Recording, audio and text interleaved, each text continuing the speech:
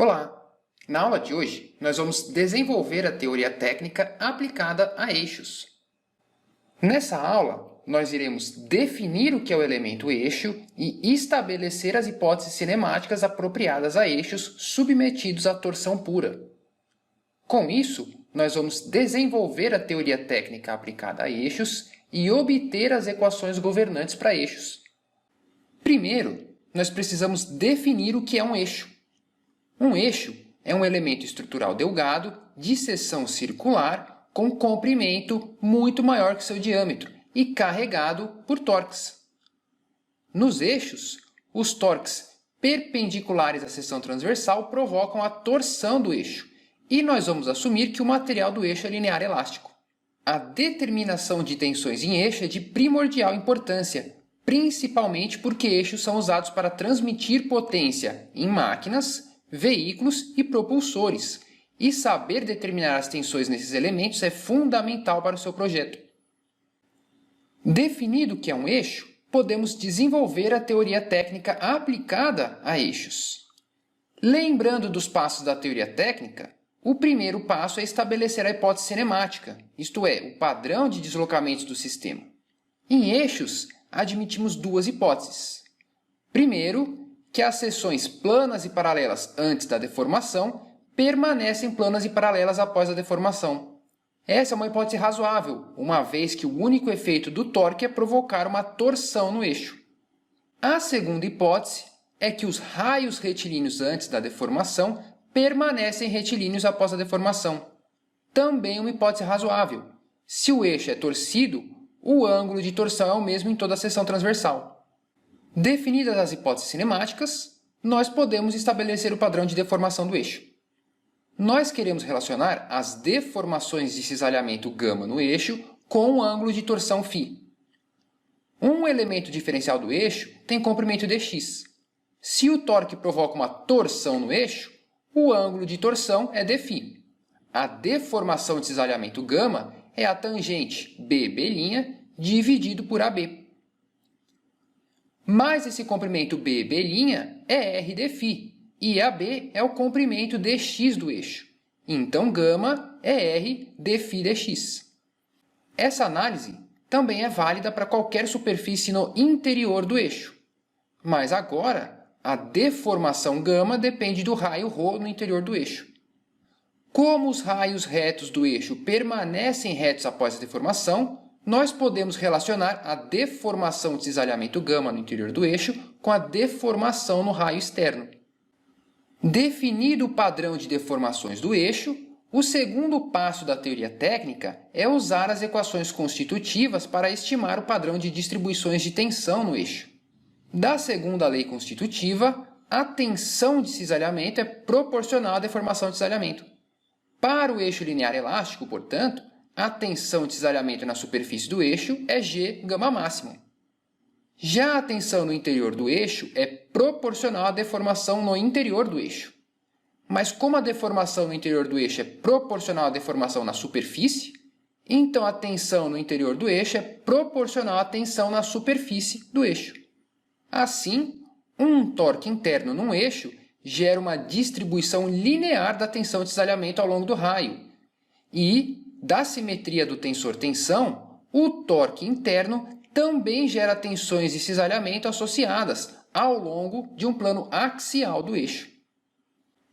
Definidos o padrão de deformações e tensões, o terceiro passo da teoria técnica é impor o equilíbrio entre os esforços internos e os campos de tensões.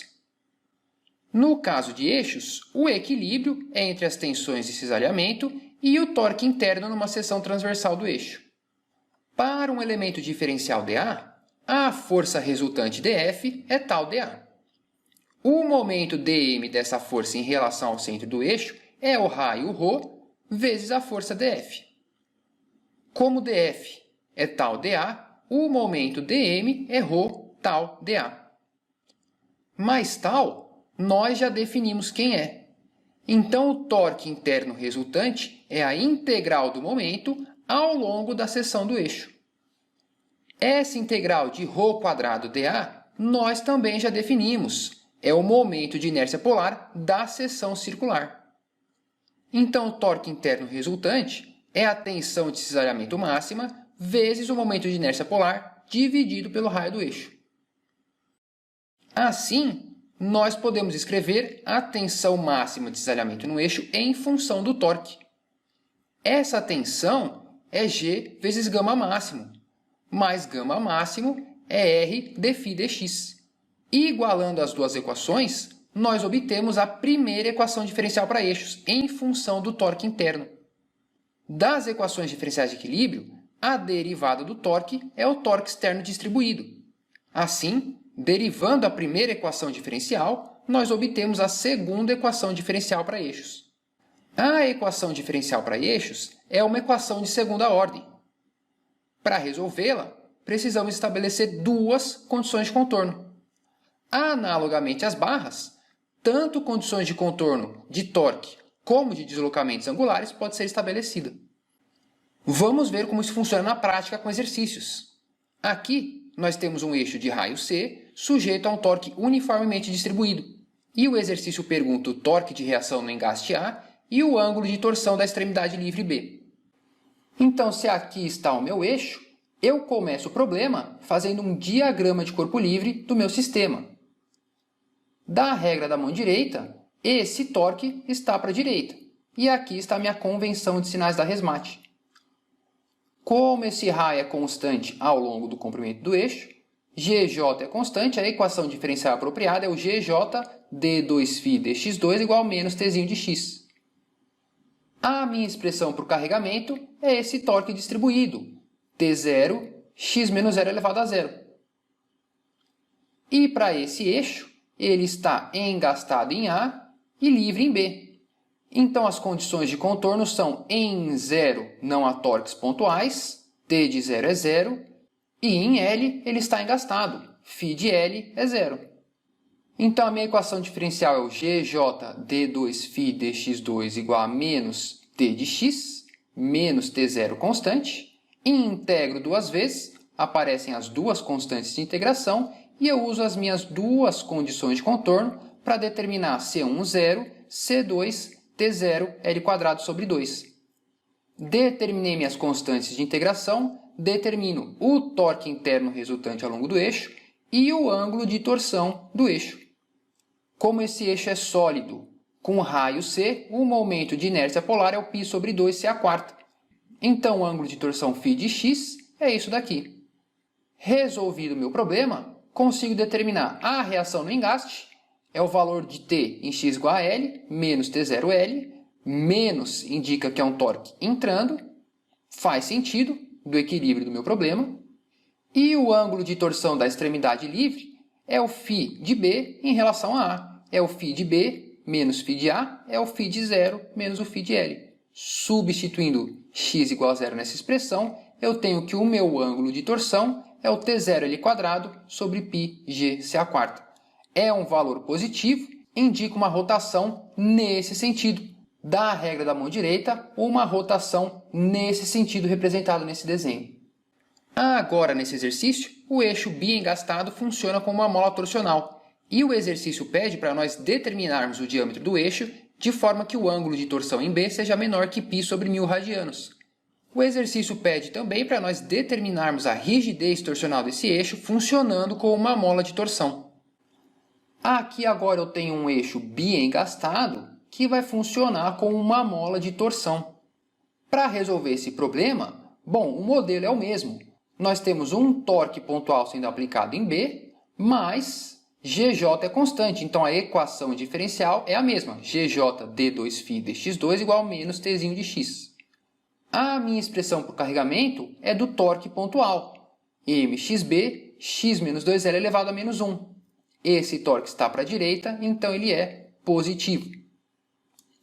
Como esse eixo está biengastado, as condições de contorno apropriadas são φ de 0, 0, φ de 3L, 0. As duas extremidades do eixo estão fixas. Portanto, se essa é a minha equação diferencial, eu integro duas vezes, vou chegar nessa expressão final para o ângulo de torção φ de x. Com as minhas duas condições de contorno, posso determinar C2, 0 e C1, mxb sobre 3. Então, o torque interno resultante é essa expressão e o ângulo de torção do eixo é essa expressão. Resolvido o problema, eu posso calcular o que é pedido. O exercício fala que, por razões de projeto, DI sobre DO é 0,95 e que o ângulo de torção em B tem que ser menor que π sobre 1000 radianos. O momento de inércia polar dessa seção, portanto, é o momento de inércia de uma seção vazada. É isso daqui.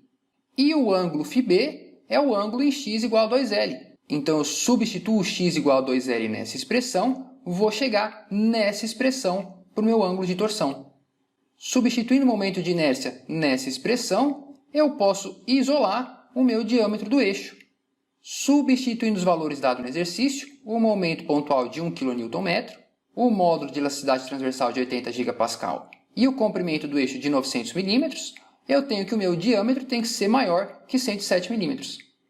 O exercício também pergunta a rigidez torsional desse eixo. Se esse eixo funciona como uma mola torsional, então o momento é proporcional ao ângulo de torção. A rigidez torsional desse eixo, portanto, é o momento MXB aplicado dividido pelo ângulo de torção φB. Esse ângulo de torção é o π sobre 1000. E esse momento MXB é o momento aplicado. Então, a rigidez torsional equivalente desse eixo é 318 kN por radiano. Nesse exercício agora, o eixo engastado livre está sujeito a um torque distribuído e a um torque pontual. E o exercício pergunta qual o diâmetro do eixo se a máxima tensão de salhamento não pode ultrapassar o valor de 50 MPa. E se o meu eixo está carregado dessa maneira, de novo, GJ constante, a equação diferencial do eixo é essa daqui. Quem que é a minha expressão para o carregamento?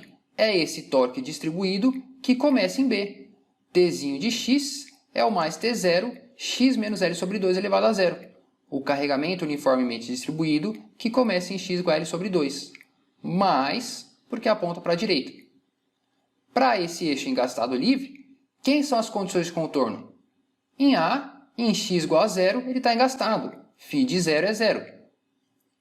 Em L, aqui tem um torque pontual sendo aplicado. Então, T de L é mais T. Para a direita, da convenção de sinais da Resmate, positivo. Então, GJ d2φ dx2 é menos Tzinho de x. E integro duas vezes, aparecem as duas constantes de integração. φ de zero é zero, C2 é zero. T de L é T, então C1 é T mais T0 é L sobre 2.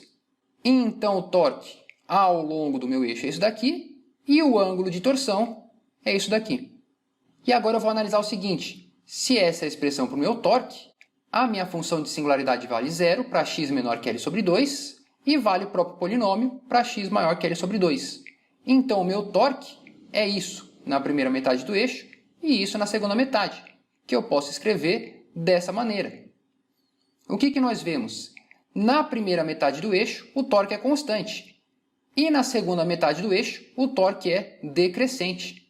Se esse torque é decrescente, então o torque máximo no eixo é esse valor constante. Então, o torque máximo é o Tzão mais T0L sobre 2. Quem que é a tensão de cisalhamento no eixo? Tal de x e ρ é o torque T de x dividido pelo momento de inércia vezes o raio ρ. A tensão de cisalhamento é máxima, onde o torque é máximo e o raio é máximo. Assim, a tensão de cisalhamento máxima no eixo, tal máximo, é isso daqui. Ou, isolando para o diâmetro, eu vou chegar nessa expressão. Substituindo os valores que o exercício deu, o diâmetro mínimo desse eixo, para a tensão de cisalhamento não ultrapassar o valor de 50 MPa, tem que ser 103,9 mm.